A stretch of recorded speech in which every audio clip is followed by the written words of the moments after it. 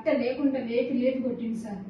హింసించి ఎత్తి ఎత్తి కొట్టడం అనుమానంతో బయట డ్యూటీకి వెళ్ళేసరికి అనుమానం పెరిగింది.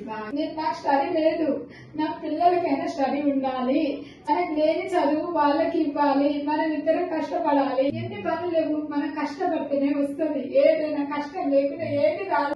మనకి మన వాళ్ళే కాదు, అందరు మన వాళ్ళు అనుకుంటే మన వాళ్ళు అంటారు, కాదు అనుకుంటే కాదు అన్నట్టు ఉంటారు. నేను అందరినీ ప్రేమించాను, అందరినీ దగ్గర చేశాను, కానీ నన్ను అందరూ ద్వేషించారు, పిచ్చిది అని ముద్రేశారు.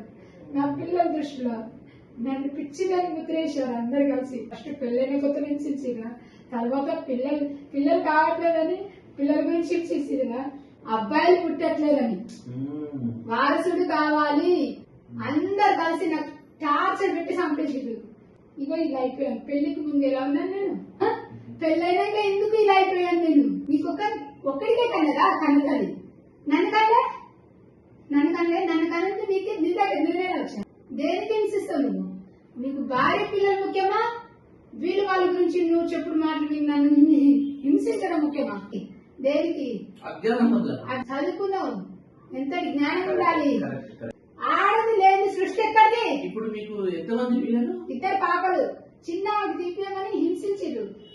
ఆడపిల్లలకి హాస్పిటల్ తీపియమంటే ఇంకా కేసు పడ్డది.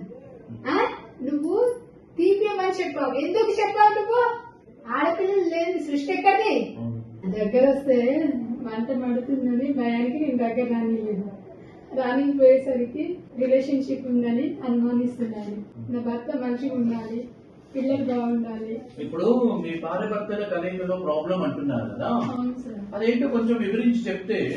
ఆయన కలవడం వల్ల నాకు మంట, నేను దగ్గర రానియకపోయేసరికి ఆయన నాకు అనుమానించడం.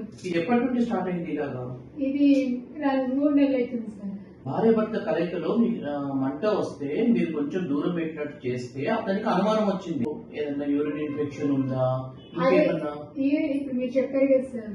అయితే ఈ 3-4 months నుండి ఎవరిని కన్సల్ట్ చేయలేదా? చేయలేదు సార్. అనుమానపడి ఏం చేశాడు? గొడవ పడ్డారు సార్. ఇంకా పిల్లలకి ఇలా పిచ్చిది అని ముద్రేసేసింది. వేరే వాళ్ళని చూసుకొని నన్ను దగ్గర రానియట్లేదు, అదే అనుమానం. దానికి కొట్టడం తిట్టడం చేసేవాడు. మరి ఎప్పుడు దీని గురించి ఒకసారి మెడికల్ అడ్వైస్ తీసుకుందామని అనలేదా తను? చేస్తే కొంచెం ఇన్ఫెక్షన్ ఉందమ్మా, మీరు ఇద్దరు కలిసి వాడితే బాగుంటుంది. ఇద్దరు కలిసి ఒకటేసారి వాడితే ఇన్ఫెక్షన్ తగ్గిపోతుంది. మీకు ఇంకా అలాంటి ప్రాబ్లం రాదమ్మా. ఒకసారి మీ ఆయన తీసుకొని రండి, మాట్లాడు.